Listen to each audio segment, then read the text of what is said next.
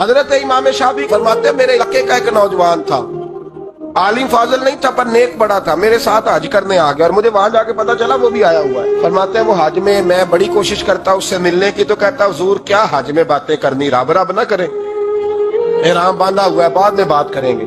فرماتے ہیں موقع ہی نہ دیتا، جوان تھا بڑا پرہیزگار۔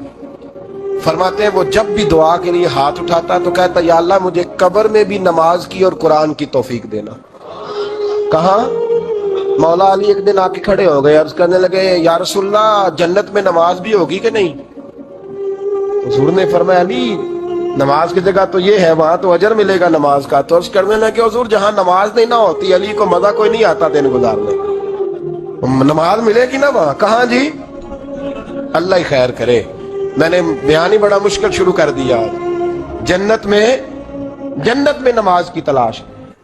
تو امام شافعی فرماتے ہیں کہ وہ نہ دعا مانگ رہا تھا یا اللہ قبر میں بھی توفیق دینا، قبر میرے قابو نہیں آتا تھا، میں بڑی کوشش کرتا ذرا بیٹھے کو بات چیت کروں پر وہ نکل جاتا اور اپنی عبادت میں لگ جاتا۔ فرمانے لگے ایک دن نہ وہ حتیم کے پاس بیٹھ کے قرآن پاک پڑھ رہا تھا، میں 2-3 دفعہ گزرا تو پڑھ ہی رہا تھا، میں نے کہا آج قابو آ گیا ہے۔ میں اس کے پیچھے بیٹھ گیا اور میرے دل میں خیال تھا کہ جتنا بھی آج پڑھے گا نا میں نے اسے 2-4 باتیں کر کے جانا ہے۔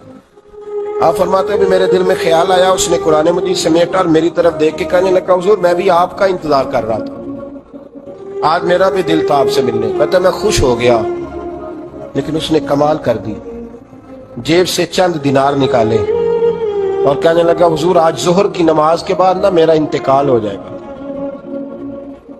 تو یہ نا پیسے رکھ لیں، کفن خرید کے نا تو میرا جنازہ پڑھ کے تو یہاں جنت المعلا میں دفن کر دیں۔